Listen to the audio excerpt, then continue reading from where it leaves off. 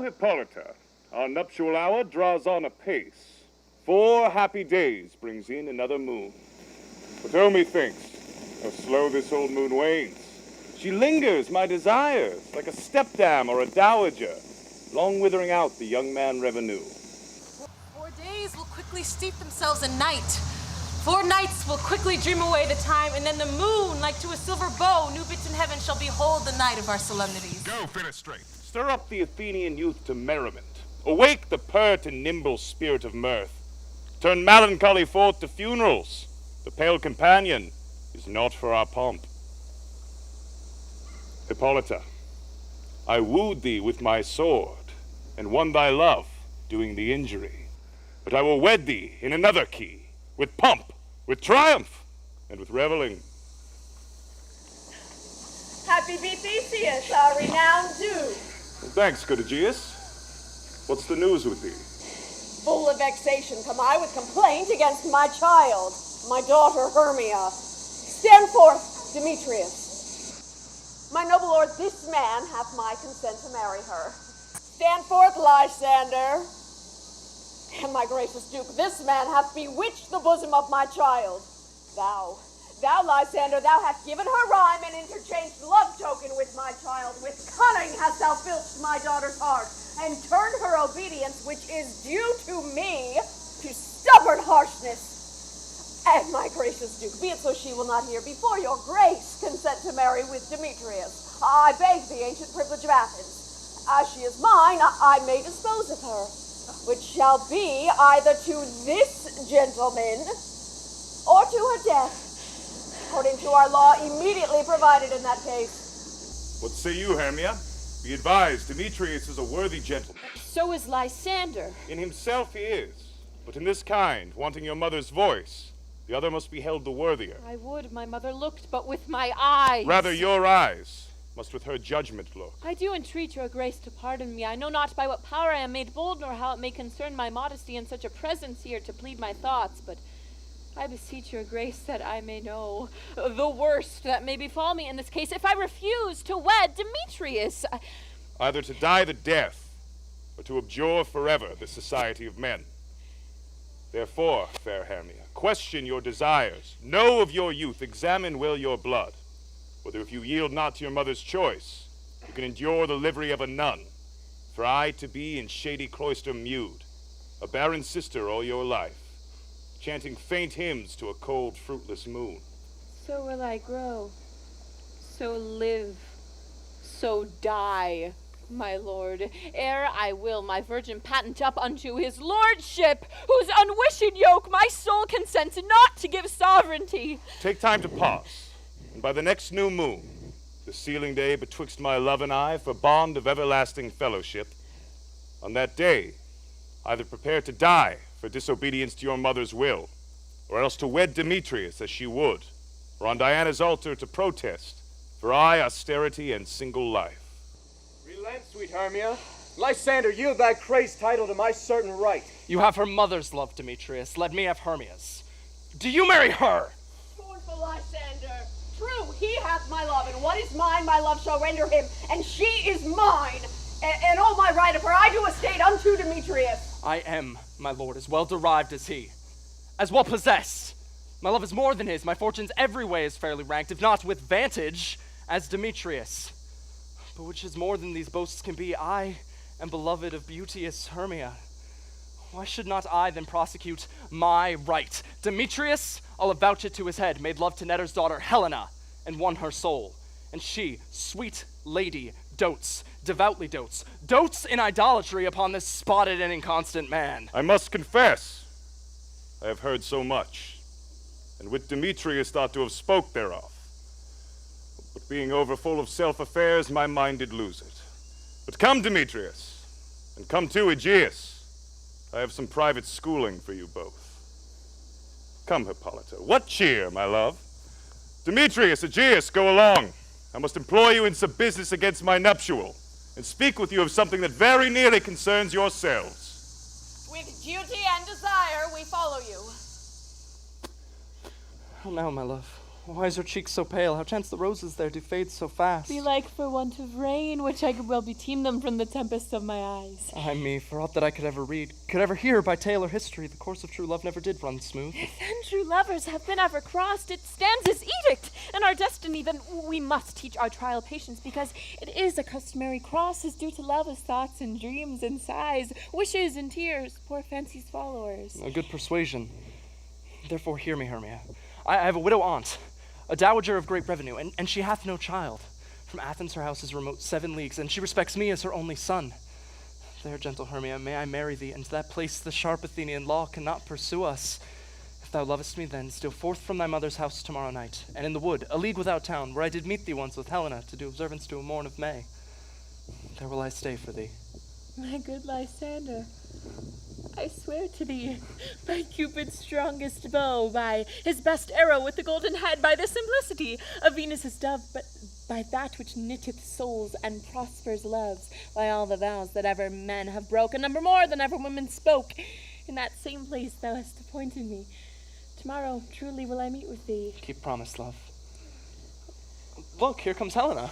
Godspeed, fair Helena, whither away? Call you me fair? That fair again unsay. Demetrius loves your fair. Oh, happy fair.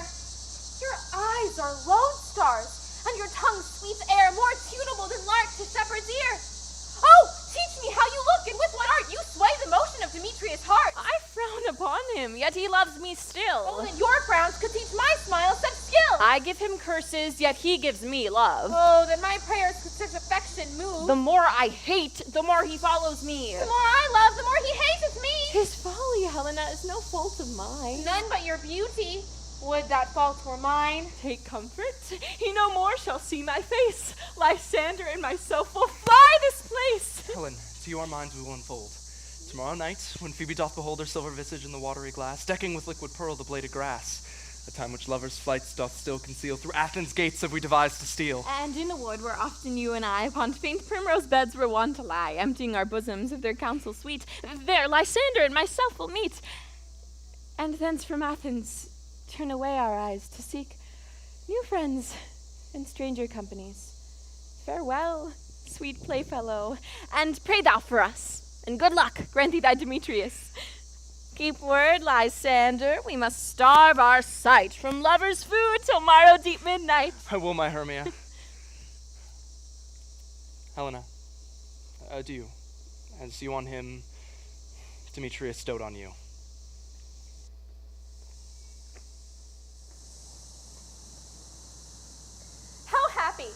Some or other some can be. Through Athens, I am thought as fair as she. But what of that? Demetrius thinks not so. He will not know what all but he do know. And as he errs, doting on Hermia's eyes, so I, admiring of his qualities, things base and vile, holding no quantity love can transpose to form and dignity. Love looks not with the eyes, but with the mind, and therefore is winged Cupid painted blind. Nor hath love's mind of any judgment taste, wings and no eyes, figure unheedy haste. And therefore is love said to be a child, because in choice he is so oft beguiled. As waggish boys in games themselves forswear, so the boy love is perjured everywhere. For ere Demetrius looked on Hermia's eyne, he hailed down oaths that he was only mine. And when that hail some heat from Hermia felt, so he dissolved, and showers of oaths did melt. I will go tell him of fair Hermia's flight, then to the wood will he tomorrow night pursue her, and for this intelligence, if I have thanks, it is a dear expense. But herein mean I to enrich my pain, to have his sight thither and back again.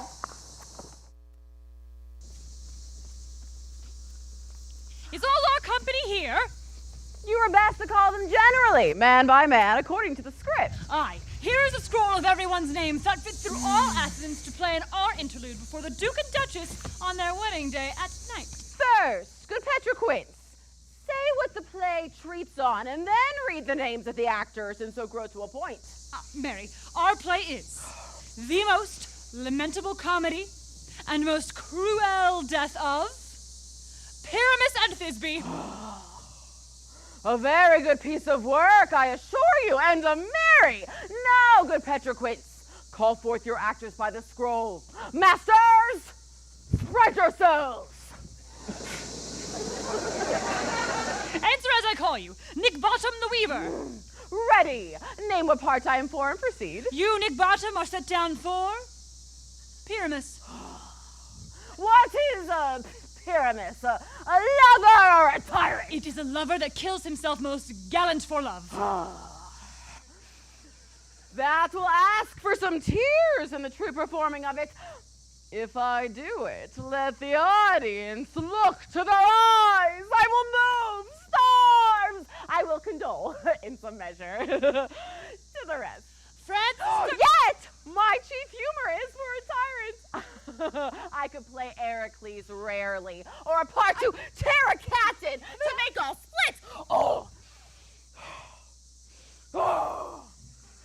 The raging rocks and shivering shocks shall break the locks of prison gates, and Phoebus' car shall shine from far, and making more the foolish fates. This was lofty. Now name the rest of the players. Francis Flute the bellows mender. Here, Petroquin. You, Flute, must take Thisbe on you. Oh, and what is Thisbe, a wandering knight? It is the lady that Pyramus must love. Why, nay, faith! Let me not play woman, I have a beard coming. Aw, well, that's all one. You shall play it in a mask, and you may speak as small as you will. And I may hide my face. Let me play Thisbe too. I will speak in a monstrous little voice. Thesner! Ah, Pyramus, lover dear, thy Thisbe dear, and a lady dear. No, you must play Pyramus and Flute, you Thisbe. Well, proceed. Robin Starveling the tailor. Here, Petroquin. You Thisbe's mother. Tom Snout the tinker. Oh, here, Petroquin. You Pyramus's father. Myself Thisbe's mother. Snug the join of the lion's role, and I hope here is a play fitted. Have you the lion's part written? Pray you, if it be, then give it to me, for I'm slow of study. Oh, you may do it extempore, for it is nothing but roaring. Let me play the lion too. I will roar that I will do any man's heart good to hear me. I will roar that I will make the Duke say, let her roar again! Let her roar again! And you should do it too terribly that you would frighten the Duchess and the ladies, that they would shriek, and that were enough to hang us. That would hang us every month. Yeah, okay. I grant you, friends. If that we should fright the ladies out of their wits, they would have no more discretion but to hang us. But I will aggravate my voice, that I will roar you as gently as any sucking dove. I will roar you as pretty nightingale. You can't play no part but Pyramus.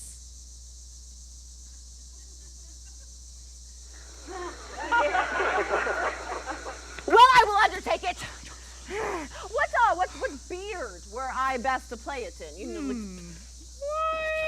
What you will, but masters, here are your roles, and I am to request you, to entreat you, and desire you to con them by tomorrow night, and meet me in the palace wood, a mile without the town, there by moonlight to rehearse. For if we meet in the city, we shall be dogged with company, and our devices known. In the meantime, I shall draw up a list of properties, such as our play wants. I pray you, fail me not. we will meet, and there we may rehearse most obscenely and courageously. Take pains, be perfect. Adieu. Come.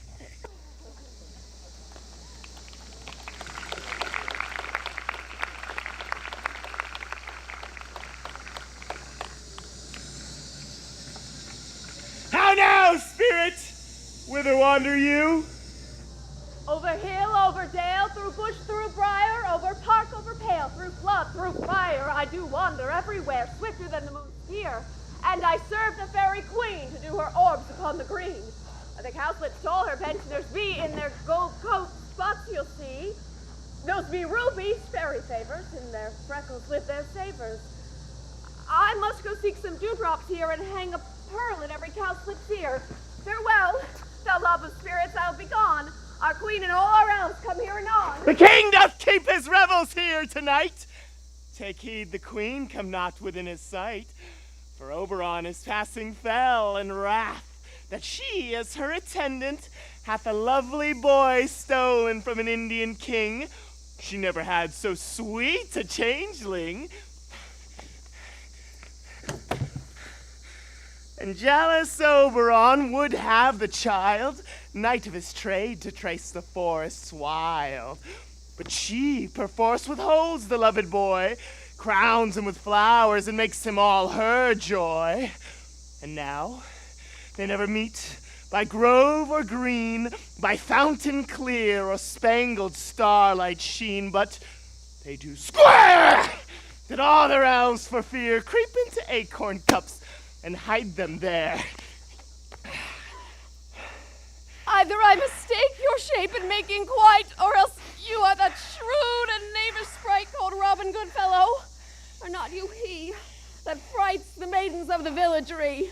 Skim milk and sometimes labor in the kern, with bootless make the breathless housewife churn, and sometimes make the drink to bear no barm. Mislead night wanderers laughing at their harm. Those that hobgoblin call you and sweet puck you do their work, and they shall have good luck. Are not you he? I am that merry wanderer of the night. I jest Oberon and make him smile. When I fat and bean-fed horse beguile, neighing in likeness of a filly foal. And sometimes lurk I in a gossip's bowl, in very likeness of a roasted crab. And when she drinks, against her lips I bob, and on her withered dewlap pour the ale. The wisest aunt, telling the saddest tale, sometimes for 3-foot stool mistaketh me. Then slip I from her bum, down topple she, and Taylor cries, and falls into a cough. And the whole choir hold their hips and laugh, and waxen in their mirth the knees and swear a merrier hour was never wasted there. But room fairy, here comes Oberon. And here, my mistress, would that we were gone. Ill met by moonlight, proud Titania. What? Jealous Oberon, fairies, skip hence, I have first sworn his bed and company. Tarry, rash wanton. Am I not thy lord? Then I must be thy lady. But I know when thou hast stolen away from fairyland, and in the shape of corn sat all day, playing on pipes of corn and versing love to amorous Phillida. Why art thou here? Come from the farthest tip of India, but that forsooth your bouncing Amazon, your buskin mistress, and your warrior love to Theseus must be wedded, and you come to give their bed joy and prosperity. How can thou thus for shame, Titania, glance at my credit with Hippolyta, knowing I know thy love to Theseus? These are the forgeries of jealousy, and never since the midsummer spring met we in hill, in dale, forest, or mead, by paved fountain, or by rushy brook, or in the beach margent of the sea, to dance our ringlets to the whistling wind. But with thy brawls thou hast disturbed our sport. Therefore the winds, piping to us in vainness and revenge, have sucked up from the sea contagious fogs, which, falling in the land, have every pelting river made so proud that they have overborne their continents. The childing autumn, angry winter, changed their wonted liveries, and the mazed world by their increase now knows not which is which, and this same progeny's evils comes from our debate, from our dissension. We are their parents and original. Do you amend it then? It lies in you. Why should Titania cross her Oberon? I do but beg a little changeling boy to be my henchman. The fairy landbride's not the child of me. His mother was a votaress of my order, but she being mortal, that boy did die. And for her sake do I rear up her boy, and for her sake I will not part with him. How long within this wood do you intend to stay? Perchance till after Theseus' wedding day? You will patiently dance in our round, and see our moonlit revels go with us. If not, shun me, and I will spare your haunts. Give me that boy, and I will go with thee. Not for thy fairy kingdom, fairies! Away we shall chide down right if I longer stay. Well, go thy way. Thou shalt not from this grove till I torment thee for this injury. My gentle Puck, come hither. As thou rememberest, since once I sat upon a promontory, and saw a mermaid on a dolphin's back, uttering such dulcet and harmonious breath, that the rude seas grew civil at her song, and certain stars shot madly forth from their spheres to hear the sea maid's music. I remember.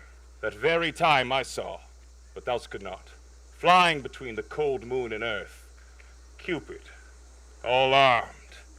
A certain aim he took at a fair vestal throned in the west, and loosed his love shaft smartly from his bow as it should pierce 100,000 hearts.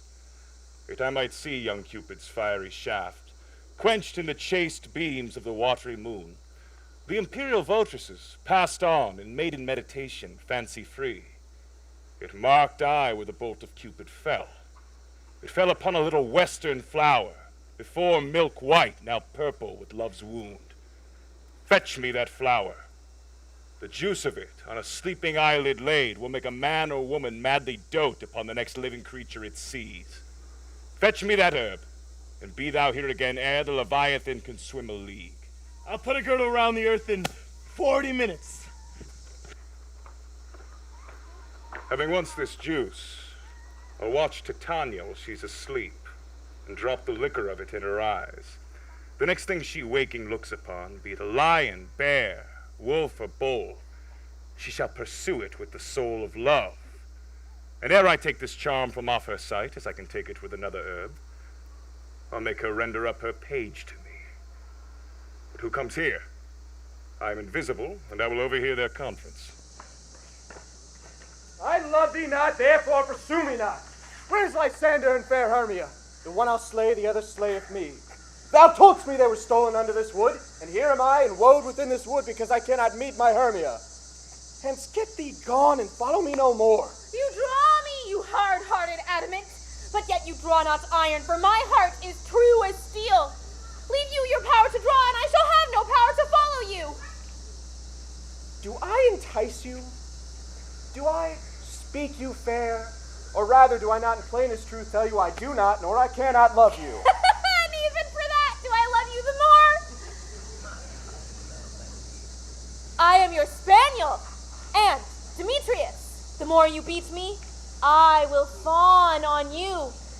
Use me but as your spaniel. Spurn me. Strike me. Neglect me. Lose me. Only give me leave, unworthy as I am, to follow you. What worser place can I be in your love, and yet a place of high respect with me than to be used as you use your dog? Tempt not too much the hatred of my spirit, for I am sick when I do look upon thee. And I am sick when I look not on you. You do impeach your modesty too much. To leave the city and commit yourself into the hands of one who loves you not? To trust the opportunity of night and the ill counsel of a desert place with the rich worth of your virginity. Your virtue is my privilege. For it is not night when I do see your face. Therefore I think I am not in the night, nor doth this wood lack worlds of company, for you in my respect are all the world. Then how can it be said I am alone when all the world is here to look on me? I'll not stay thy questions. Let me go. But if thou followest me, do not believe, but I shall do thee mischief in the wood. Aye, in the temple, in the town, the field, you do me mischief! Fie, Demetrius! Your wrongs do set a scandal at my sex. We cannot fight for love as men may do. We should be wooed, and we're not made to woo. I'll follow thee, and make a heaven of hell to die upon the hand I love so well. Fare thee well, nymph. Ere he do leave this grove, thou shalt fly him, and he shall seek thy love. Welcome, wanderer. Hast thou the flower there? Aye, there it is. I prithee, give it to me.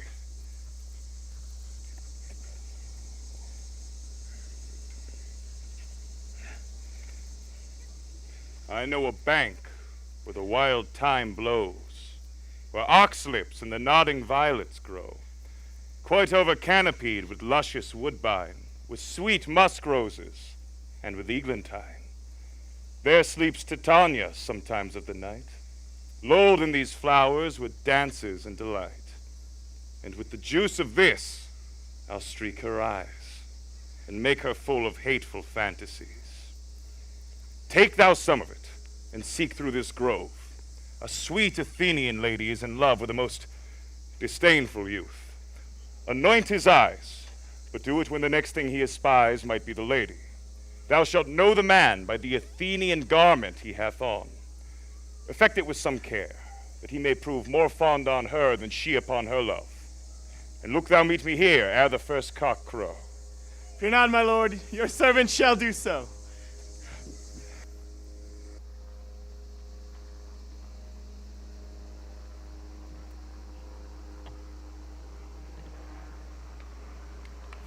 Come. Now a roundel and a fairy song. Then for the third part of a minute hence. Some to kill cankers in the musk rose buds, some war with beer mice for their leather and wings to make my small elves coats, and some to keep back the clamorous owl that nightly hoots and wanders at our quaint spirits. Sing me now asleep, then to your offices and let me rest.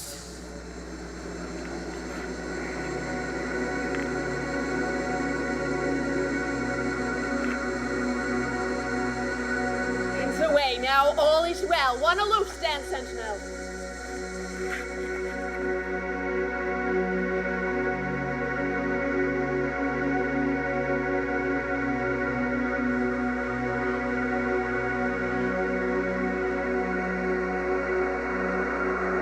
What thou seest when thou dost wake, do it for thy true love take.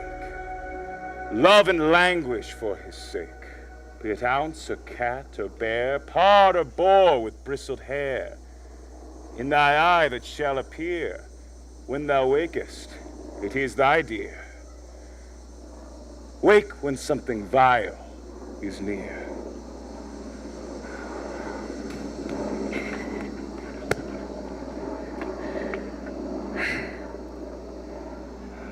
Fair love, you faint with wandering in the wood, and to speak troth, I forgot our way. Well, rest us, Hermia, if you think it good, and tarry for the comfort of the day. Be it so, Lysander. Find you out to bed, for I upon this bank will rest my head. One turf shall serve as pillow to us both. One heart, one bed, two bosoms, and one troth. Nay, good Lysander, for my sake, my dear, lie further off yet. Do not lie so near. Take the sense, sweet, of my innocence. Love gives love's meaning in love's conference. I mean, my heart unto yours is knit, so that but one heart we can make of it. Two bosoms interchained with an oath, so then two bosoms and a single troth. For by your side, no bedroom me deny. For lying so, Hermia, I do not lie. Lysander riddles very prettily. How much beshrew my manners and my pride if Hermia meant to say Lysander lied. But, gentle friend, for love and courtesy, lie further off. In human modesty, such separation, as may well be said, becomes a virtuous bachelor and a maid. So, far be distant, and good night, sweet friend. Thy love ne'er alter to thy sweet life, and... Amen. Amen to that fair prayer say I. And end life when I end loyalty. Here is my bed. Sleep give thee all his rest. With half that wish the wisher's eyes be pressed. Uh-huh. Through the forest have I gone, but Athenian found I none on whose eyes I might anoint this flower's force and stirring love. Night and silence. Who is here? Weeds of Athens he doth wear. This is he, my master said, despise the Athenian maid. And there, the maiden sleeping sound on the dank and dirty ground. Pretty soul, she durst not lie next to this lack love, this kill courtesy. Churl, upon thy eyes I throw all the power that this charm doth owe. When thou wakest, let love forbid sleep his seat on thy eyelid. Now awake when I am gone, for I must now to Oberon.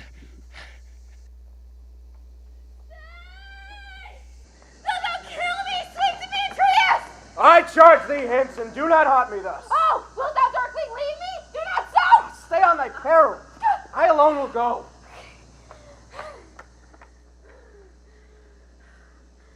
Oh, I am out of breath in this fond chase.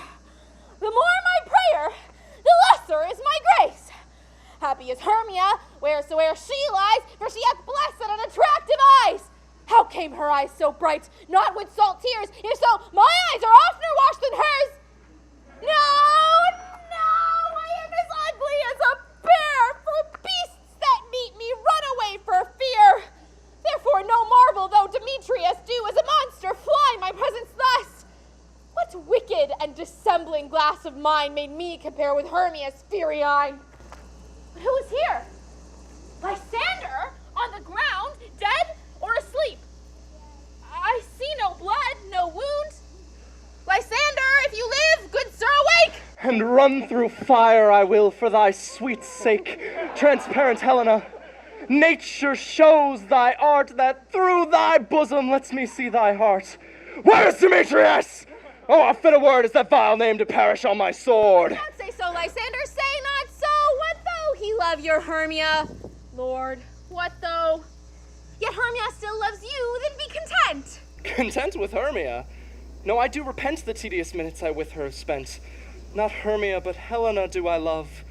Who will not change a raven for a dove? The will of man is by his reason swayed, and reason says, you are the worthier maid. Things growing are not ripe till their season, so I, being young till now ripe not to reason, and touching on the point of human skill, reason becomes the marshal to my will, and leads me to your eyes, where I o'erlook love's story written in love's richest book. Wherefore was I to this keen mockery born? When at your hands did I deserve this scorn? It's not enough, young man, that I did never, no, nor never can deserve a sweet look from Demetrius' eye, but you must flout my insufficiency? Good troth you do me wrong. Good sooth you do in such disdainful manner me to woo. But fare you well. Perforce I must confess, I thought you lord of more true gentleness. Oh, that a lady of one man refuse should of another, therefore be abused. She sees not Hermia. Hermia, sleep thou there, and never mayst come Lysander near, for as a surfeit of the sweetest things the deepest loathing to the stomach brings, or as to heresies that men do leave are hated most by those they did deceive. So thou, my surfeit and my heresy, of all be hated, but the most of me. And all my powers address your love and might, to honor Helen, and to be her knight. Ay me for pity! What a dream was here, Lysander! Look how I do quake with fear! Methought a serpent eat my heart away, and you sat smiling at his cruel prey. Lysander? What, remove it? Lysander! Lord? What? Gone? No sound, no word?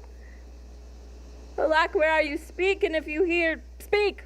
Of all loves, I swoon almost with fear. No? Well, then I perceive you all not nigh. Either death or you I'll find immediately.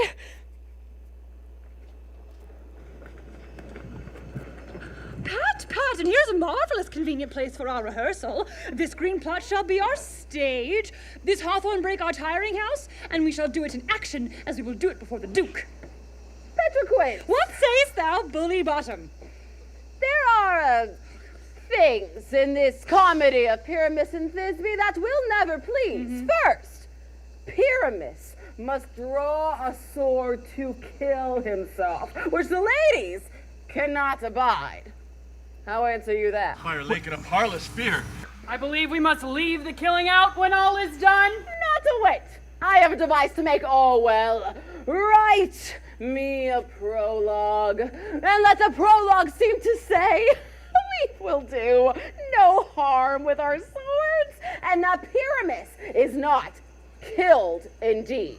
And for the more better assurance, tell them that I, Pyramus, am not Pyramus, but Bottom the Weaver. This will put them out of fear. Well, we shall have such a prologue, and it shall be written in 8 and 6. No, let it be 2 more. Let it be written in 8 and 8. Will not the ladies be fair to the lion? I fear it, I promise you. Masters, you ought to consider with yourselves to bring in, God shield us, a lion among ladies is the most dreadful thing, for there is not a more fearful, wild fowl than your lion living, and we ought to look to it. Therefore another prologue must show he is not a lion. Nay, you must name his name, and half his face must be seen through the lion's neck, and he himself must speak through, saying thus, or to the same effect, ladies, or fair ladies, I would wish you, or I would request you, or I would entreat you not to fear, not to tremble, my life for yours. If you think I come hither as a lion, it were pity of my life. No, I am no such thing. I am a man, as other men are. And there indeed, let him name his name, and tell them plainly, he is Snug, the joiner. It shall be so, but there is 2 hard things. That is, to bring moonlight into the chamber, for Pyramus and Thisbe, as you know, did meet by moonlight. Doth the moon shine the night we play our play? A calendar. A calendar, look in the almanac. Find out moonshine. Find out moonshine. Yes, it doth shine that night. Then leave a casement of the great chamber window where we play open, and the moon may shine in at the casement. Aye, or else one must come in, with lanthorn dog and bush of thorn, and say that he comes to disfigure or to present the person of moonshine. Then there is this. We must have a wall in the great chamber. For Pyramus and Thisbe, the story says, did talk through the chink of a wall. Well, you could never bring in a wall. What say you, Bottom? Some person or other must present wall. And let him have some plaster or loam or rough cast about him to signify wall. And let him hold his fingers thus, and through that cranny shall Pyramus and Thisbe whisper. If that may be, then all is well. Come, sit you down, every mother's son, and rehearse your parts. Pyramus, you begin. When you have spoken your speech, you enter into that break, and so everyone according to his cue. What hempen homespuns have we swaggering here, so near the cradle of the fairy queen? What? A play toward? I'll be an auditor here. An actor too, perhaps, if I see cause. Pyramus, begin. Thisbe, stand forth. Thisbe! The flowers of odious savor sweet. Odors. Odors, savor sweet. So hath thy breath, my dearest Thisbe dear. But hark! A voice. Stay thou but here a while, and by I will to thee appear. A stranger Pyramus that ever played here. Must I speak now? Aye, marry must you, for you must understand. He goes but to see a noise that he heard, and is to come again. Most radiant Pyramus. Most radiant Pyramus. Most radiant Pyramus. Yes. Most lily white of hue, of color like the red rose on triumphant briar. Most brisky juvenile eke, most lovely Jew, as truest horse that yet would never tire. I'll meet thee, Pyramus, at Ninus' tomb. Ninus' tomb, man. Why, you must not speak that yet. That you answer to Pyramus. You speak all your parted once cues and all. Pyramus, enter, your cue is past. It is never tire. As true as horse that yet would never tire. If I were Pyramus, I were only wanted. Pray, masters! Fly, masters! I follow you! I'll lead you about around, through bog, through bush, through briar. Sometime a horse I'll be, sometime a hound. A hog, a bear, sometime a fire. And neigh and grunt and roar and burn.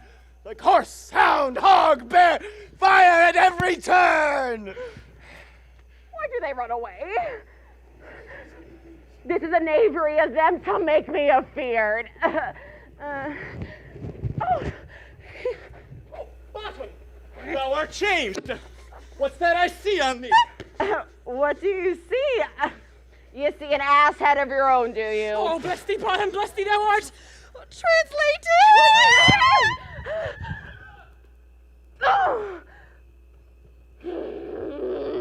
I see their knavery. This is to make an ass of me. To frighten me, if they could. But I will not stir from this place. Do what they can. I will walk up and down here, and I shall sing that they shall hear. I am not afraid.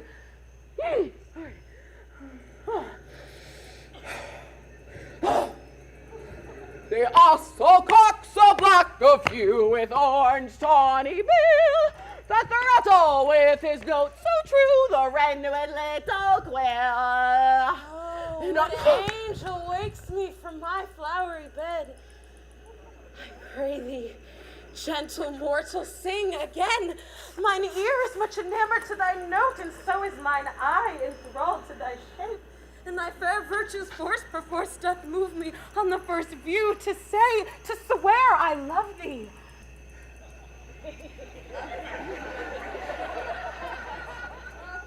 Methinks, mistress, you should have little reason for that. And yet, reason and love keep little company together nowadays. Oh, the more the pity. Some honest neighbors will not make them friends.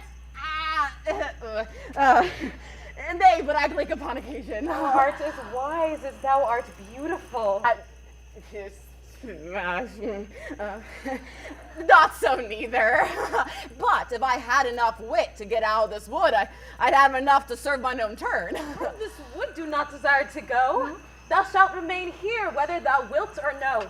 I am a spirit of no common rate. The summer still doth tend upon my state, and I do love thee. Therefore, go with me. I will give thee fairies to attend on thee, and they shall fetch thee jewels from the deep, and sing while thou on pressed flowers dost sleep. And I shall purge thy mortal grossness so that thou shalt like an airy spirit go. Peas blossom, cobweb, moth, and mustard seed. Ready! And I. And I. Where shall we go? Be kind and courteous to this mortal thing. Hop in her walks and gambol in her eyes, and feed her with apricots and dewberries, with purple grapes, green figs, and mulberries. The honey bags steal from the humble bees, and for night tapers crop their waxen thighs. To have my love to bed and to arise, and pluck the wings from painted butterflies, to fan the moonbeams from her sleeping eyes. Nod to her elves and do her courtesies. Hail, mortal! Hail.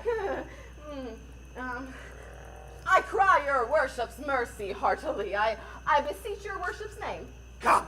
I shall desire you more acquaintance, good Master Cobweb. If I cut my finger, I shall make bold with you. Your name, honest gentlewoman. Peas blossom? I pray you, commend me to Mistress Squash, your mother, and Master Peascod, your father. I shall desire you more acquaintance too, good Lady Peas Blossom. Your name, honest gentle sir. Mustard seed. Good Master Mustard Seed, I know your patience well. That same cowardly giant like ox beef hath devoured many a gentleman of your house. I promise you, your kindred had made mine eyes water ere now. I shall desire your more acquaintance, good Master Mustard Seed. Come, wait upon her. Lead her to my bower. The moon, methinks, looks with a watery eye. When she weeps, sweeps every living thing, lamenting some enforced chastity.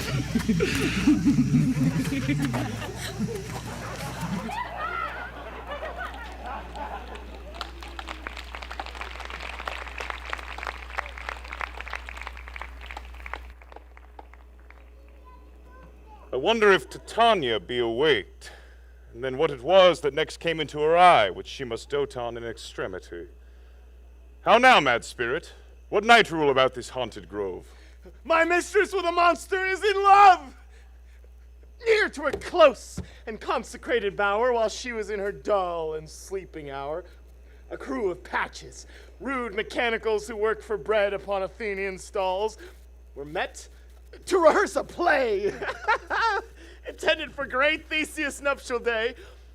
The shallowest thick-skin of that barren sport, who Pyramus presented in her sport, forsook her scene and entered in a break.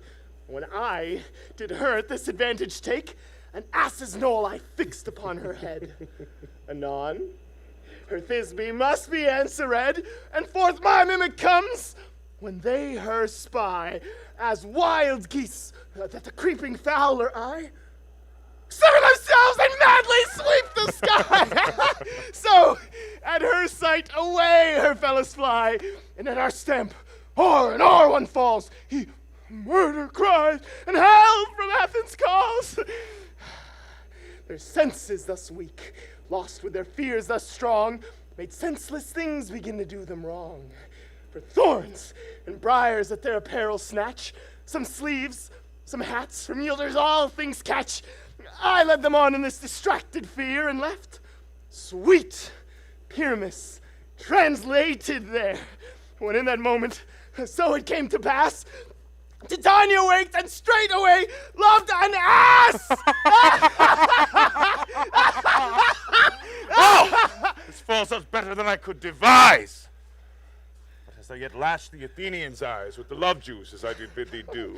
I took him sleeping, that is finished too, and the Athenian woman by his side. But when he waked, of force she must be eyed. Stand close. This is the same Athenian. This is the woman, but not this the man. Why rebuke you him who loved you so? Lay breath so bitter on your bitter foe. Now I'm a chide, but I should do thee worse. For thou, I fear, hast given me cause to curse. If thou hast slain Lysander in his sleeping, or shoes in blood, plunge in the deep, and kill me too. The sun was not so true unto the day as he to me. Would he have stolen away from sleeping Hermia? I'll believe as soon as this whole earth may be bored, and that the moon may through the center creep, and so displease her brother's noontide with Antipodes. It cannot be, but thou hast murdered him. So should a murderer look, so dead, so grim. So should the murdered look, and so should I, pierced to the heart by your stern cruelty. Yet you, the murderer, look as bright, as clear as yonder Venus in her glimmering sphere. What's this? To my Lysander! Where is he? Ah, good Demetrius, wilt thou give him me? You spend your passion on a misprized mood. I am not guilty of Lysander's blood, nor is he dead for aught that I can tell. I pray thee then tell me that he is well. And if I could, what should I get therefore? A privilege. Never to see me more, and from thy hated presence part I so. See me no more, whether he be dead or no. There is no following her in this fierce vein. Here, therefore, for a while I will remain. Through sorrow's heaviness doth heavier grow, which for debt the bankrupt sleep doth sorrow owe, which now in some slight measure it will pay. If for his tender here, I make some stay. What hast thou done? Thou hast mistaken quite, and laid the love juice on some true love sight. Of this misprecision must perforce ensue a true love turn, not a false turn true. About this wood go swifter than the wind, and Helena of Athens look thou find. All fancy sick she is, and pale of cheer, with sighs of love that cost the fresh blood dear. By some illusion, see thou bring her here. I'll charm his eyes against she do appear. I go! Look how I go, swifter than the arrow from the Tartar's bow.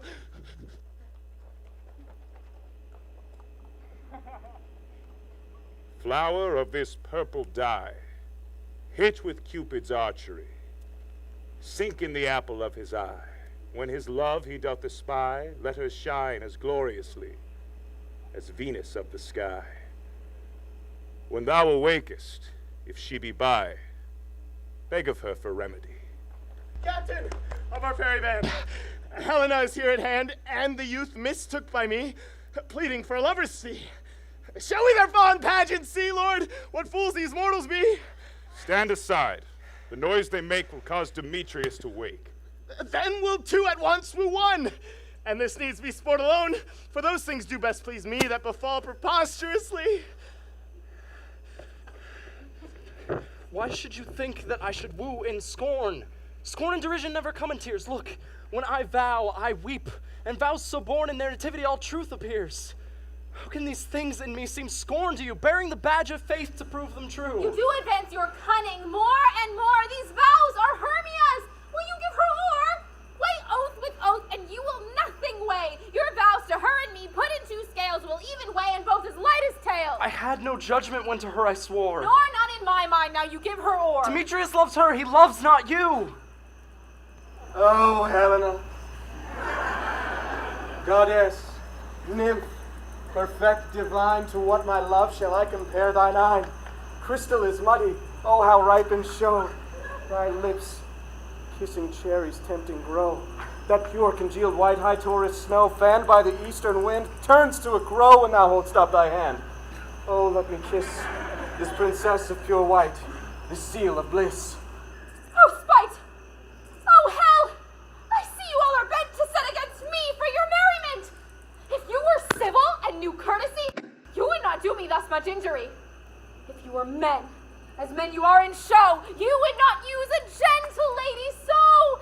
You both are rivals and love Hermia, and now both rivals to mock Helena. A trim exploit, a manly enterprise to conjure tears up in a poor maid's eyes with your derision. None of noble sort would so offend a virgin and extort a poor soul's patience, all to make you sport. You are unkind, Demetrius. Be not so, for you love Hermia. This you know I know. And here, with all goodwill, with all my heart, in Hermia's love I yield you up my part. And yours and Helen to me bequeath, whom I do love, and will do till my death. Lysander, keep thy Hermia. I will none. If e'er I loved her, all that love is gone. For my heart but to her is guest-wise sojourned. Now to Helen is at home returned, there to remain. Helen, it is not so. Disparage not the faith thou dost not know, lest to thy peril thou abide it dear. Look where thy love comes, yonder is thy dear. Dark night, that from the eye his function takes, the ear more quick of apprehension makes, wherein it doth impair the seeing sense. It pays the hearing double recompense. Thou art not by mine eye, Lysander, found thine ear. I think it has brought me to thy sound, but why unkindly didst thou leave me so? Why should he stay, whom love doth press to go? What love could press Lysander from my side? Lysander's love that would not let him bide, fair Helen, who more engilds the night than all you fiery O's and eyes of light. Why seek'st thou me? Could this not make thee know the hate I bear thee made me leave thee so? You speak not as you think. It cannot be. No, she is one of this confederacy. Now I perceive they have conjoined all three to fashion this false sport in spite of me. Injurious Hermia, most ungrateful maid, have you conspired? Have you with these contrived to bait me with this foul derision? Is all the counsel that we two have shared, the sisters' vows, the hours that we have spent when we have chid the hasty-footed time for parting us? Oh, is it all forgot? All school days friendship, childhood innocence? And will you rend our ancient love asunder to join with men in scorning your poor friend? It is not friendly, 'tis not maidenly, our sex as well as I may chide you for it, though I alone do feel the injury. I am amazed at your passionate words. I scorn you not. It seems that you scorn me. Have you not set Lysander as in scorn to follow me and praise my eyes and face? And made your other love, Demetrius, who e'en but now did spurn me with his foot to call me goddess, nymph divine and rare, precious, celestial. Wherefore speaks he this to her he hates? And wherefore doth Lysander deny your love so rich within his soul, and tender me forsooth affection, but by your setting on, by your consent? What though I be not so in grace as you, so hung upon with love, so fortunate, but miserable most to love unloved. This you should pity rather than despise. I understand not what you mean by this. I do. Persever. Counterfeit sad looks, make mouths upon me when I turn my back, wink each at other, hold the sweet jest up. This sport, well carried, shall be chronicled. If you had any pity, grace, or manners, you would not make me such an argument. But fare you well. 'Tis partly mine own fault, which death or absence soon shall remedy. Stay, gentle Helena. Hear my excuse, my love, my life, my soul, fair Helena. Oh, excellent! Sweet, do not scorn her so. If she cannot entreat, I can compel. Thou canst compel no more than she entreat. Thy threats have no more strength than her weak prayers. Helen, I love thee. By my life I do, I swear by that which I will lose for thee to prove him false that says I love thee not. I say I love thee more than he can do. If thou say so, withdraw and prove it too. Quick. Come. Lysander, where to tends all this? Away, you Ethiop. Hang off, thou cat, thou bird, vile thing, let loose, or I will shake thee from me like a serpent. Why have you grown so rude? What changes this sweet love? Thy love, out! Tawny Tartar, out. Out, loathed medicine, hated potion, hence! Do you not jest? Yes, sooth, and so do you. Demetrius, I will keep my word with thee. I would have had your bond, for I perceive a weak bond holds you. I'll not trust thy word. What? Should I hurt her? Strike her? Kill her dead? Although I hate her, I'll not harm her so. What? Can you do me no greater harm than hate? Hate me. Wherefore? Oh me, what news, my love? Am not I Hermia? Are not you, Lysander? I am as fair now as I was erewhile.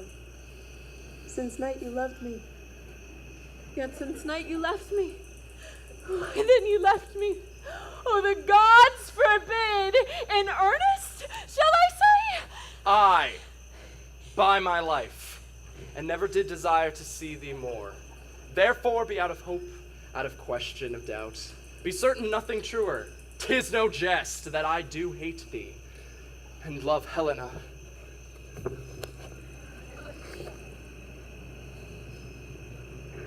Oh me, you juggler, you canker blossom, you thief of love! What, have you come by night and stolen my love's heart from him? Fine!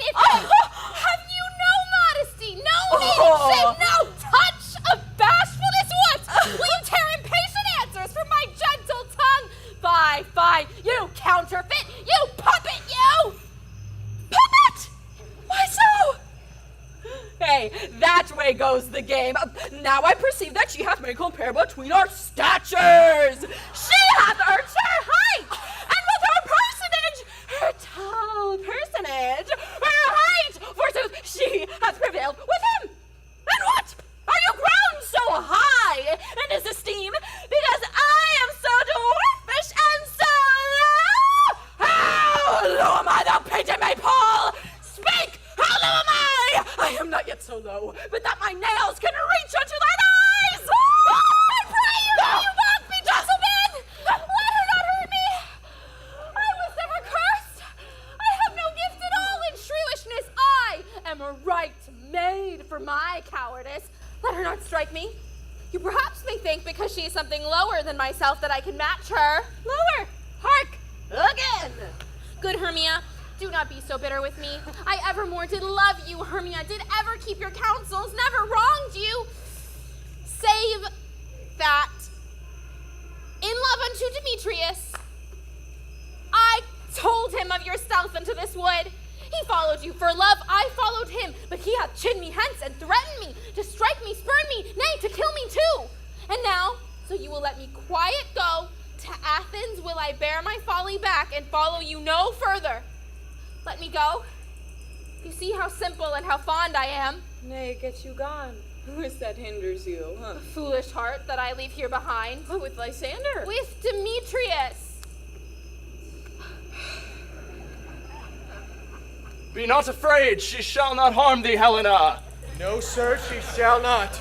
Though you take her part? Oh, when she's angry, she is keen and shrewd. She was a vixen when she went to school, and though she be but little, she is fierce. Little? Nothing but low and little. Why will you suffer her to flout me thus? Let me come to her. Get you gone, you dwarf! You minimus of hindering Knockgrass maid!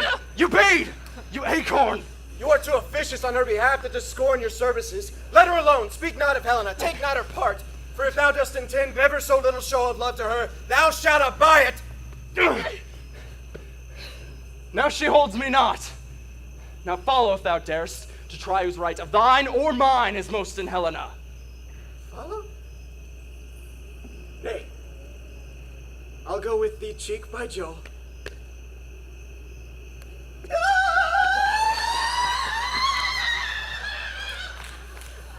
You, mistress. All this coil is long of you. Nay, go not back. I'll not trust you, nor longer stay in your cursed company. Your hands than mine are quicker for a fray. My legs are longer, though, to run away. I am amazed and know not what to say.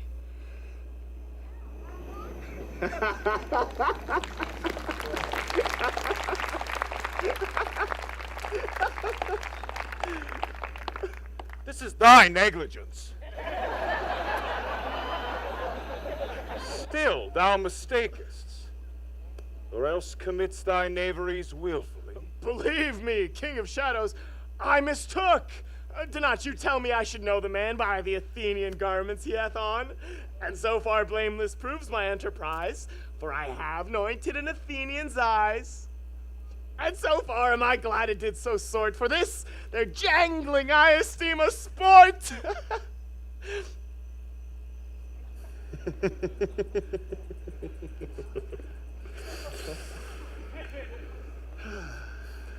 Thou seest these lovers seek a place to fight.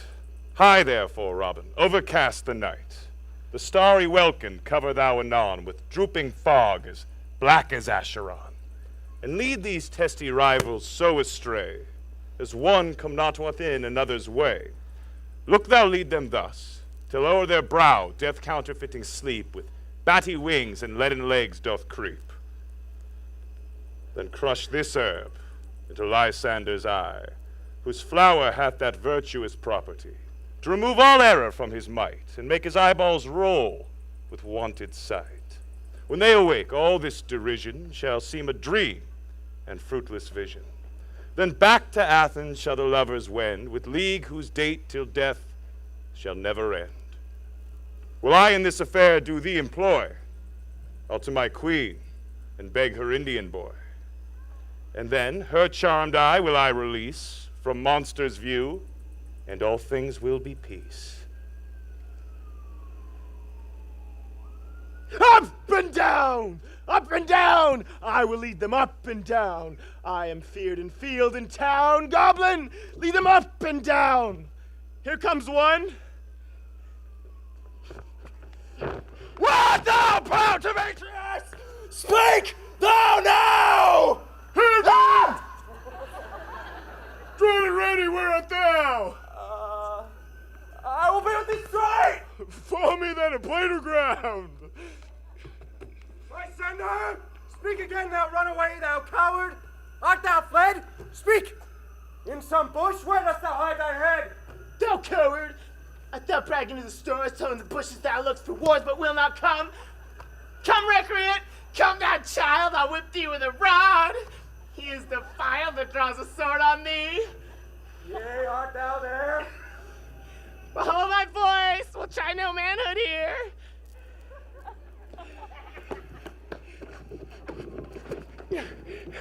He goes before me and still dares me on. When I come where he calls, then he's gone.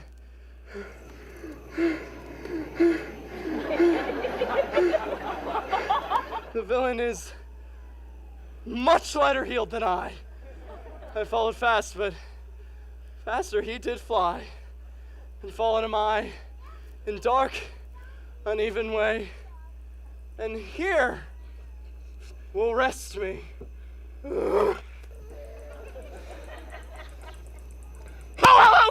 why comest thou not? Abide me if thou darest! For what I want, thou runnest before me, shifting every place, and dare not stand nor look me in the face! Where art thou now? Come here! Hey, then thou mockest me. Thou shalt buy this dear if ever I thy face by daylight see. Now go thy way, faintness constraineth me to measure out my length on this cold bed.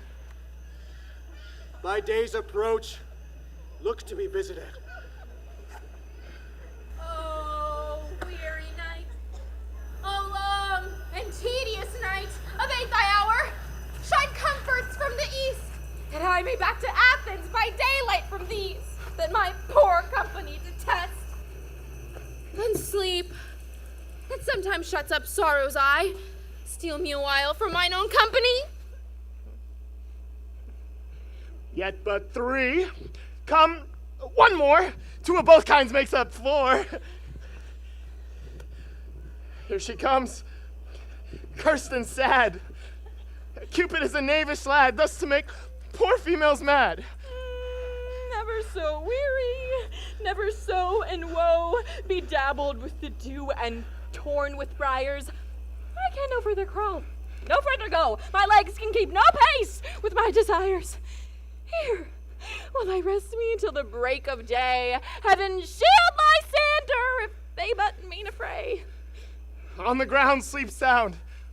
I'll apply to your eye, gentle lover, remedy. When thou wakest, thou takest true delight in the sight of thy former lady's eye. And the country proverb known, every man shall have his own. Jack shall have Jill, not she'll go ill. The man shall have his mare again, and all shall be well!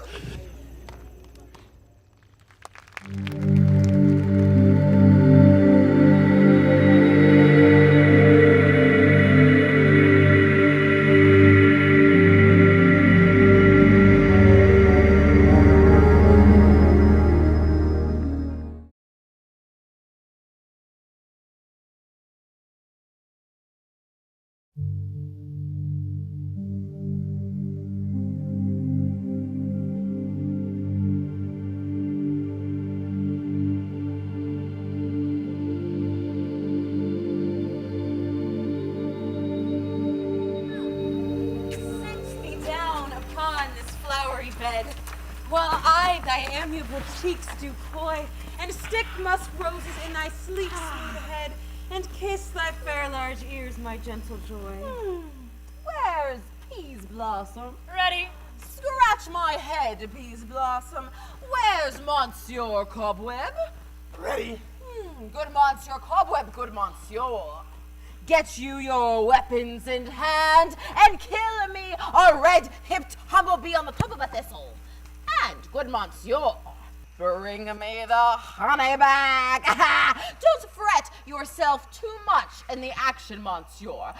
And, good Monsieur, have a care the honey bag break not. I would be loath to have you overflown with a honey bag, Senor. Where's Monsieur Mustard Seed? Ready? Give me your neath, Monsieur Mustard Seed. Pray you, leave your courtesy, good Monsieur. What's your will? Nothing, good Monsieur, but to help Cavaliere Cobweb to scratch. Oh, I must to the barber, Monsieur. For methinks I am marvelous hairy about the face. And I am such a tender ass, if my hair do but tickle me, I must scratch! What, wilt thou hear some music, my sweet love? I have a reasonable good ear in music. Let's have the tongues and the bones. Or say, sweet love, what thou desirest to eat. Truly a peck of provender. I could munch your good dry oats. Methinks I have a great desire to a bottle of hay. Good hay. Sweet hay hath no fellow. I have a venturous fairy that shall seek the squirrel's hoard and fetch thee new nuts. I'd rather have a handful or 2 of dried peas, but I pray you, let none of your people stir me. I have an exposition of sleep come upon me. Sleep thou, and I will wind thee in my arms.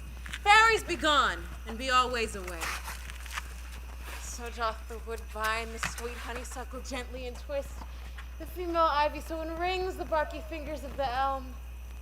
Oh, how I love thee, how I dote on thee. Welcome, wanderer. Seest thou this sweet sight? Her dotage now I do begin to pity. For meeting her of late behind the woods, seeking sweet favors from this hateful fool, I did upbraid her and fall out with her. For she her hairy temple then had rounded with a coronet of fresh and fragrant flowers, and that same dew, which was wont to swell on the buds like orient pearls, stood now in the pretty floweret's eyes, like tears that did their own disgrace bewail. I will undo this hateful imperfection of her eyes. And gentle Puck, take this transformed scalp from off the head of this Athenian fool, that she, awakening when the others do, may back again to Athens repair. And think no more of this night's accidents, but the fierce vexation of a dream. But first, I will release the fairy queen. See as thou was wont to see, be as thou was wont to be. Dian's bud, or Cupid's flower, hath such force and blessed power. Wake you, Titania, my sweet queen. Oh, my Oberon, what visions have I seen? Methought I was enamored of an ass. There lies your love. Oh, how came these things to pass? Oh, how mine eyes do loathe her visage now. Silence a while, and Puck, take off this head. Titania, music call, and strike more dead than common sleep all these 5 the sense. Music ho, music such as charmeth fruit. When thou wakest with thine own fool's eyes, peep. Come, my queen, take hands with me, and rock the ground whereupon these sleepers be. Now thou and I are new in amity, and we'll tomorrow midnight solemnly dance in Duke Theseus' house triumphantly. There shall these pairs of lovers be, wedded with Theseus, all in jollity. Fairy king, attend and mark, I do hear the morning lark. Come, my queen, in silence sad, trip we after the nightshade. We the globe can compass soon, swifter than the wandering moon. Come, my lord, and in our flight, tell me how it came this night that I, sleeping here, was found with these mortals on the ground.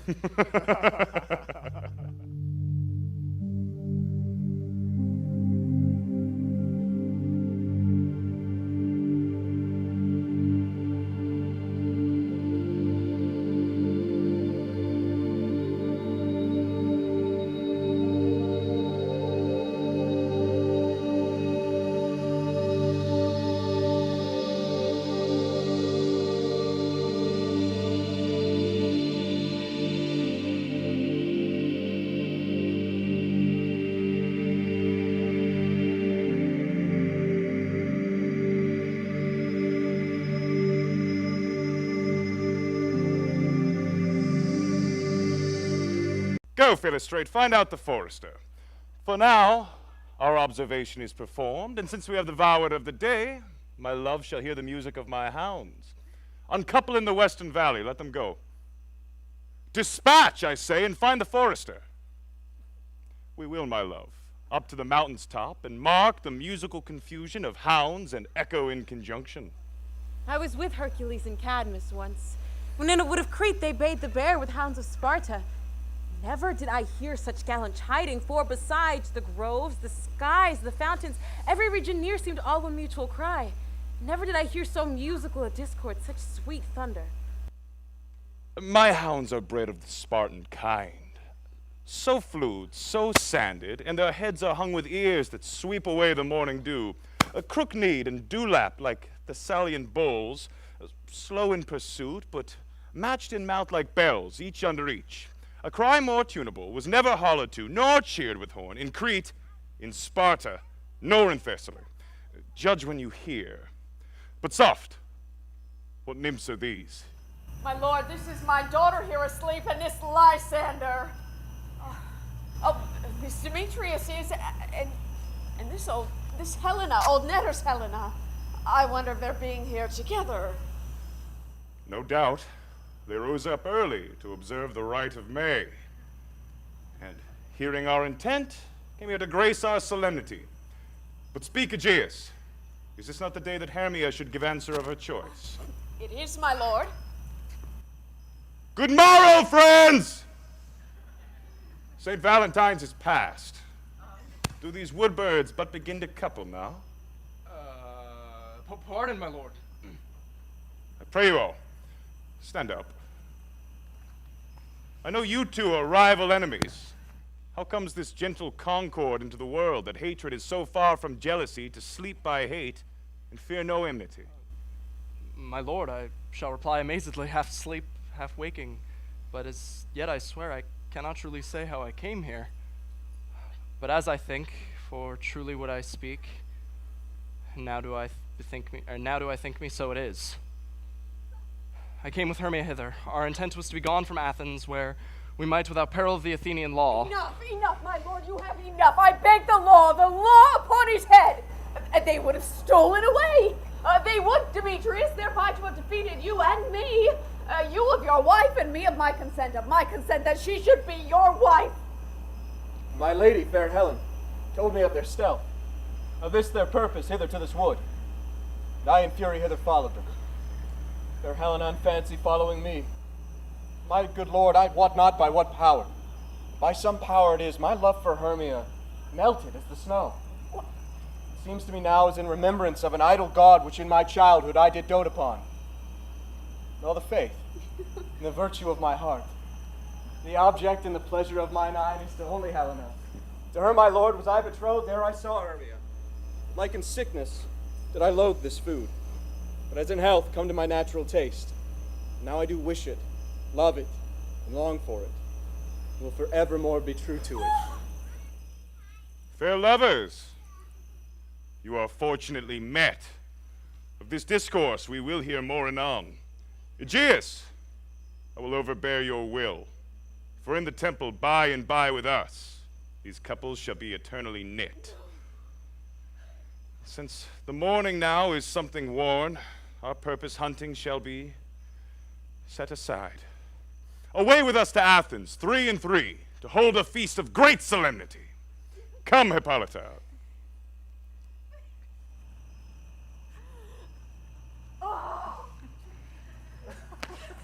These things seem small and indistinguishable. Oh, methinks I see these things with parted eye, when everything seems double. So methinks, and I found Demetrius like a jewel, mine own and not mine own.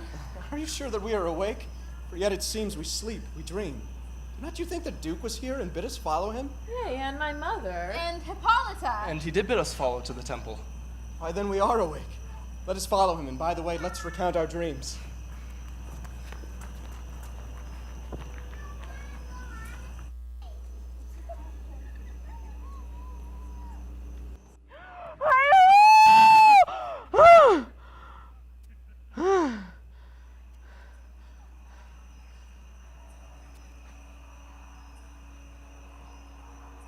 Petroquins?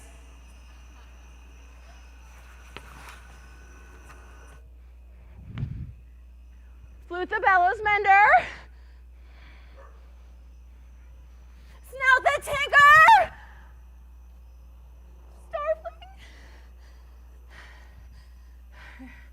Starfling. God's my life. Stolen hence and left me asleep. I have had a most rare vision. I have had a dream past the wits of man to say what dream it was. Man is but an ass if you go about to expound this dream.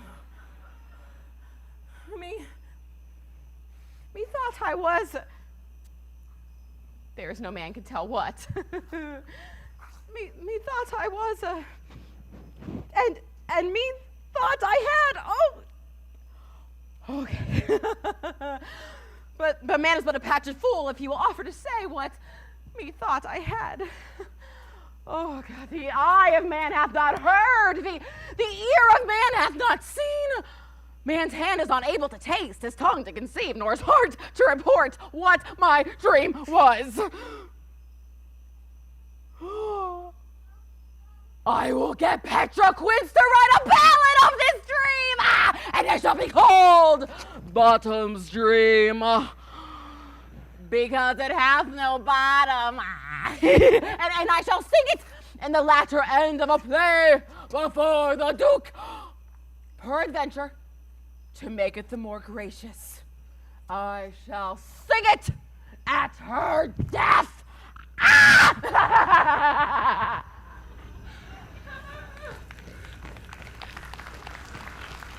you sent to Madam's house? Has she come home yet? Oh, she cannot be heard of. Out of doubt, she's transported. If she come not, then the play is marred. It goes not forward, doth it? Oh, it is not possible. You have not one in all of Athens able to discharge Pyramus but she. No, she has simply the best wit of any handicraft man in Athens. Yea, and the best person too. She's a very paramour for a sweet voice. You must say paragon. A paramour is, God bless us, a thing of not.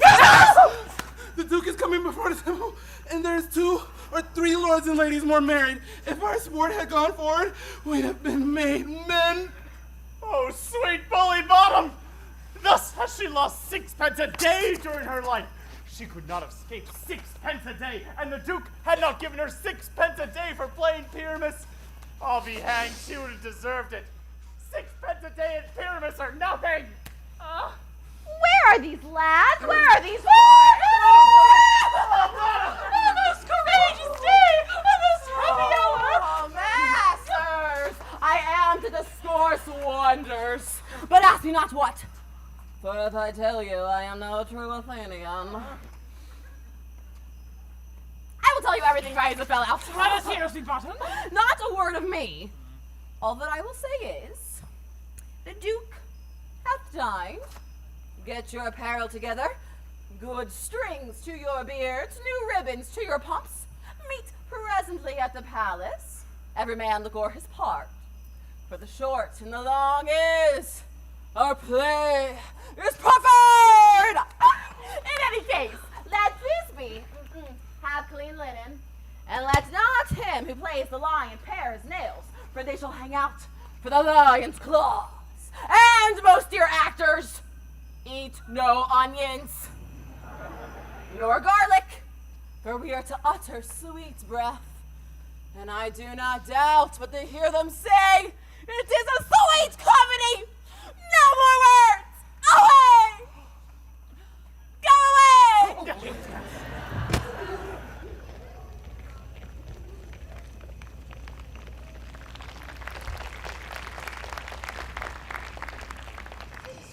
My Theseus, that these lovers speak of. More strange than true, methinks. I never may believe all these antique fables, nor these fairy toys.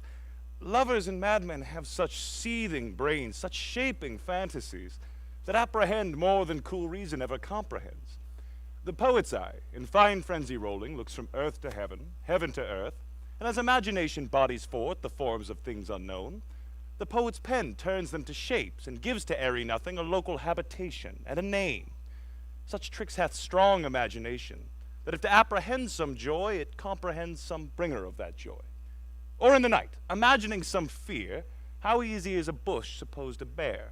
But all the story of the night told over, and all their minds transfigured so together, more witness it than fancy's images, and grows to something of great constancy.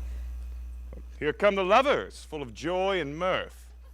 Joy, gentle friends, joy and fresh days of love accompany your hearts. More than to us wait in your royal walks, your board, your bed. Come, what masks, what revels are at hand to wear away the long age of 3 hours between our after supper and our bedtime? Where is our usual manager of mirth? Is there no play to ease the anguish of a torturing hour? Call Philostrate. Here, mighty Theseus. Say, what abridgment have you for this evening? What masks? What dances? How shall we beguile the lazy time, if not with some delight? There's a brief how many sports are ripe. Make choice of which your highness will see first. The Battle of the Centaurs, to be sung by an Athenian eunuch to the harp. Well, none of that. That I have told my love, in honor of my kinsman Hercules. The riot of the tipsy bacchanals tearing the Thracian singer in their rage. That is an old device. It was played when I came from Thebes, last a conqueror. The thrice three muses mourning the death of learning, late deceased in beggary. That is some satire, keen and critical, not sorting for a nuptial ceremony. A tedious, brief scene of young Pyramus and his love Thisbe. Very tragical mirth. Merry and tragical. Tedious and brief. That is hot ice and wondrous strange snow. How shall we find the concord of this discord? A play there is, my lord. Some 10 words long, which is as brief as I have known a play. But by 10 words, my lord, it is too long, which makes it tedious. For in it there is not one word apt, one player fitted. And tragical, my noble lord, it is, for Pyramus therein doth kill himself, which, when I saw rehearsed, I must confess made mine eyes water, but more merry tears. The passion of loud laughter never shed. What are those that do play it? Oh, hard-handed men that work in Athens, which never labored their minds until now, and now have toiled their unbreathed memories with this same play against your nuptial. And we will hear it! No! Oh, my noble lord, it is not for you, for I have heard it over, and it is nothing. Nothing in this world unless you can find sport in their intents, extremely stretched and conned with cruel pain to do you service. I will hear that play, for never can anything be amiss when simpleness and duty tender it. Go, bring them in, and take your places, ladies. I love not to see wretchedness or charged and duty in his service perishing. Why, my gentle sweet, you shall see no such thing. He says they can do nothing in this kind. The kind are we, to give them thanks for nothing. Our sport shall be to take what they mistake. And what modest duty cannot do, noble respect takes it in might, not merit. Where I have come, great clerks have purposed to greet me with premeditated welcomes, where I have seen them tremble and look pale, and make periods in the midst of sentences, throttle their practiced accents and their fears, and in conclusion, dumbly have broke off, not paying me a welcome. Trust me, sweet, after this silence yet, I've picked a welcome. And in the modesty of fearful duty, I heard as much from the rattling tongue as saucy and audacious eloquence. Love, therefore, and tongue-tied simplicity, in least speak most, to my capacity. So please your grace, the prologue is addressed. Let her approach.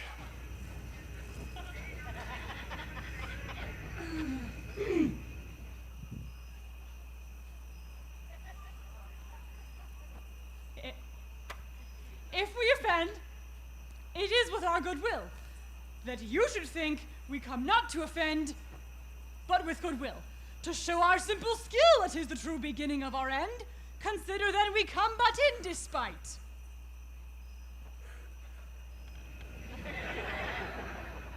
We do not come minding to contest you. Our true intent is, all for your delight, we are not here. The actors are at hand, and by their show, you shall know all that you are like to know. This fellow doth not stand on points. She hath rid her prologue like a rough colt. She knows not to stop. A good moral, my lord. 'Tis not enough to speak, but to speak true. His speech was like a tangled chain, nothing impaired, but all disordered. Who is next? Gentles, perchance you wonder at our show, but wonder on till truth makes all things plain. This man is Pyramus, if you would know. This beauteous lady, Thisbe, is certain. This one, with vile rhyme doth cast, doth present wall. That vile wall which did these lovers sunder and through all's chink. Poor souls, they are content to whisper. At the which, let no man wonder that this one, with lanthorn dog and bush of thorn, presenteth moonshine. For by moonshine did our lovers think no scorn to meet at Ninus' tomb, there to woo. This grisly beast, which Lion Height by name, the trusty Thisbe coming first by night, did scare away, or rather did affright. And as she fled, her mantle she did fall, which Lion with vile bloody mouth did stain. Anon comes Pyramus, sweet youth and tall, and finds his trusty Thisbe's mantle slain, whereat, with bloody, baneful blade, he bravely broached his boiling bloody breast. And Thisbe, tarrying in mulberry shade, his dagger drew and died. For all the rest, let lion, wall, moon, and lovers twain at large discourse while here they do remain. I wonder if the lion be to speak. No wonder, my lord, one lion may when many asses do. In this same interlude it doth befall that I, one Snout by name, present a wall. And such a wall as I would have you think had in it a crannied hole or chink through which the lovers Pyramus and Thisbe are to whisper very secretly. This loam, this rough cast, and this stone doth show that I am that same wall. The truth is so. And this, the cranny is, right and sinister, through which the fearful lovers are to whisper. Would you desire Hare and Lion to speak better? Is the wittiest partition that e'er I heard discourse, my lord. Pyramus draws near the wall. Silence! Oh, grim looked night! Oh, night, with you so black! Oh, night, whichever art when day is not!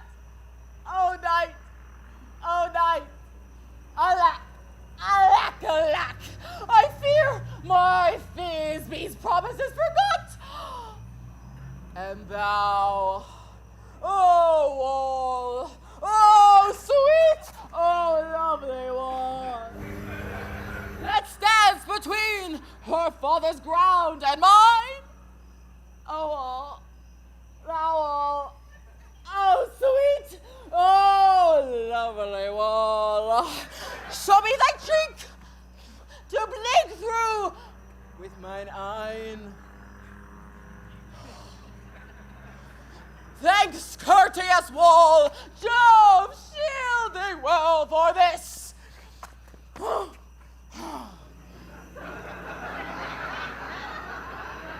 But what see I? No Thisbe do I see. Oh, wicked wall, through which I see no bliss. Cursed be thy stones for thus deceiving me. The wall, methinks, being sensible, should curse again. No, in truth, sir, he should not. Deceiving me is Thisbe's cue. She is to enter now, and I'm spying her through the hole in the wall. You shall see. It will fall pat, as I told you. Yonder she comes. Oh, full often hast thou heard my moans for parting my fair Pyramus and me. My cherry lips have often kissed thy stones with lime hair knit up in thee. I hear a voice. Now an eye to the chink to spy, and I can hear my Thisbe's face. Thisbe! My love, thou art my love, I think. Think what thou wilt. I am thy lover's grace, and like Lymander, am I trusty still? Oh, kiss me through the hole of this vile wall.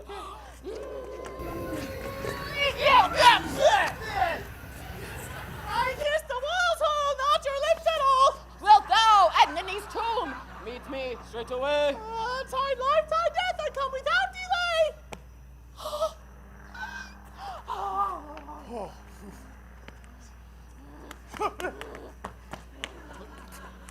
Thus have I, wall, my part discharged so, and, being done, thus away wall doth go. Now is the mural down between the two neighbors. No remedy, my lord, when walls are so willful to hear without warning.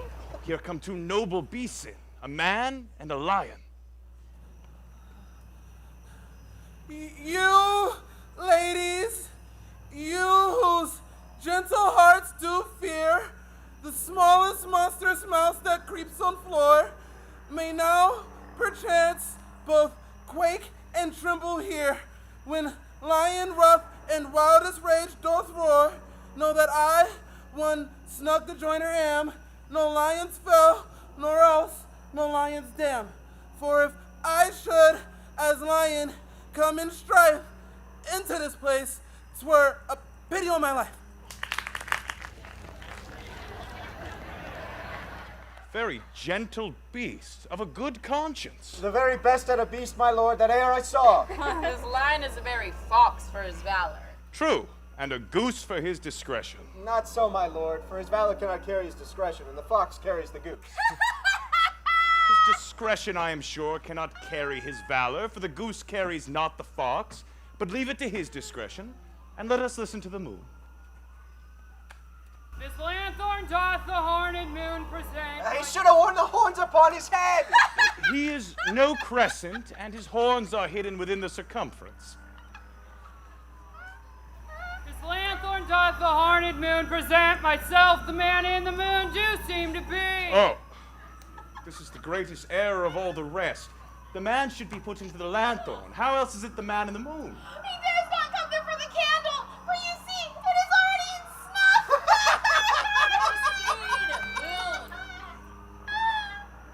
Look, all that I have to tell you is to say that this lanthorn is the moon, myself, the man in the moon, this thorn bush, my thorn bush, and this dog, my dog. All these should be in the lanthorn, for all these are in the moon. What silence?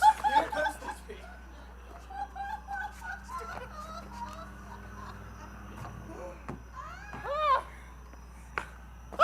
This is old Nini's tomb. Where is my love? Well run, Thisbe! Well shown, moon. Truly the moon shines with a good grace. Well moused, lion. So the lion vanished. And then came Pyramid. Sweet moon! I thank thee for thy sunny beams. I thank thee, moon, for shining now so bright. For by thy gracious, golden, glittering gleams, I trust to take of truest Thisbe sight. But stay, oh spite, but mark, poor knight, what dreadful dole is here?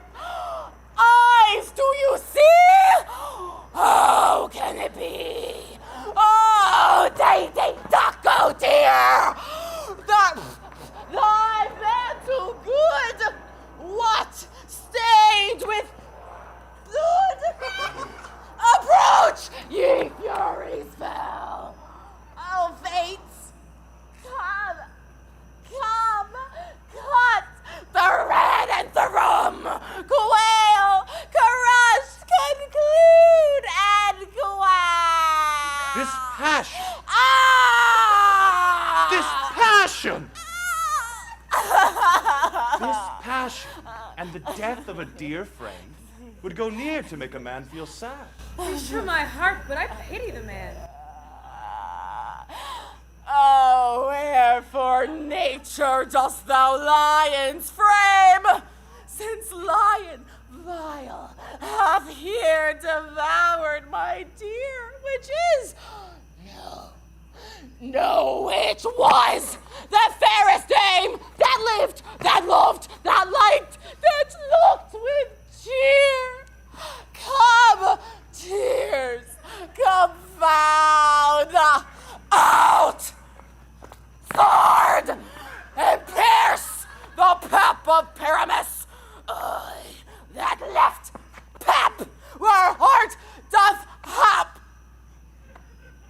Ah! The star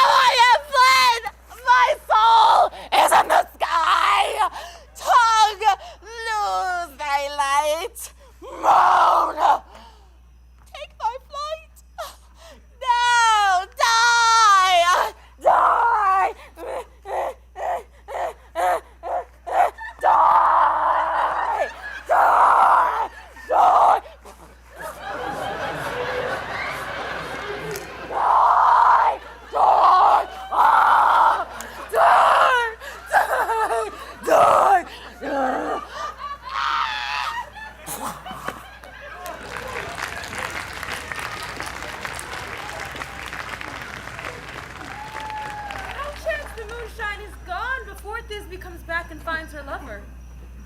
She will find him by starlight, and her passion ends the play. I think she should not use such a long one for Pyramus. I hope she will be brief. She has spied him already with those sweet eyes. Asleep, my love? What? Dead, my dove? Oh, Pyramus, arise! Speak, quite dumb? Dead? Dead! On two must cover thy sweet eyes! These my lips, this cherry nose, these yellow cowslip cheeks are gone! Lovers make moan! Lovers make moan! His eyes were green as leeks. Oh, sisters three, come to me with hands as pale as milk. Lay them in gore, since you have shorn with shears his thread of silk. Tongue, not a word. Come, trusty sword. Come, blade, my breast embrew. And farewell, friends. Thus is the end. Up to.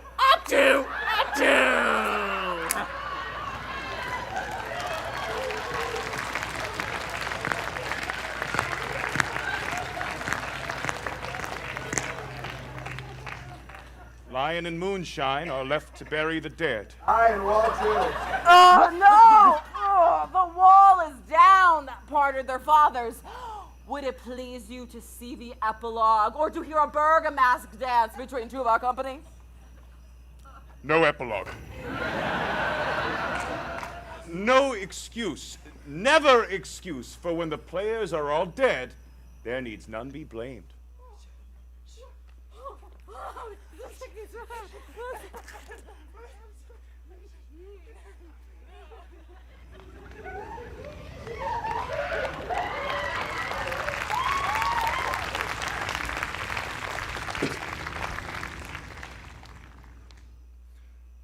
The iron tongue of midnight hath struck 12. Lovers to bed. 'Tis almost fairy time. I fear we shall outsleep the coming morn, for having watched this palpable gross play, we have well beguiled the heavy gate of night. Sweet friends, to bed. A fortnight hold we this solemnity, in nightly revels and new jollity. Now the hungry lion roars, and the wolf behowls the moon, and the heavy plowman snores all with weary task fordone.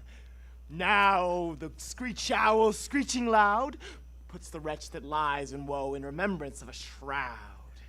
Now it is the time of night at the graves, all gaping wide. Everyone lets forth his sprite in the churchway paths to glide. And we, fairies that do run by the triple Hecate's team, from the presence of the sun, chasing darkness like a dream. Now a frolic. Not a mouse shall disturb this hallowed house. I am sent with broom before to sweep the dust behind the door. Now until the break of day, through this house each fairy stray, and to the best bride bed will we, which by us shall blessed be, and the issue there create, ever shall be fortunate. So shall all the couples three, ever true in loving thee, and the blot of nature's hand shall not in their issue stand. Never mole, hair lip, nor scar, nor mark prodigious, such as are despised in nativity, shall upon their children be. With this field dew consecrate, every fairy take his gate, and each several chamber bless, through this palace with sweet peace. And the owner of it blessed, ever shall in safety rest. Trip away, make no stay. Meet me all by break of day. If we shadows have offended, think but this and all is mended. That you have but slumbered here while these visions did appear. And this weak and idle theme, no more yielding but a dream. Gentles, do not reprehend. If you pardon, we will mend. And as I am an honest Puck, if we have unearned luck, now, to 'scape the serpent's tongue, we will make amends ere long. Else the Puck a liar call. So, good night unto you all. Give me your hands if we be friends, and Robin shall restore amends.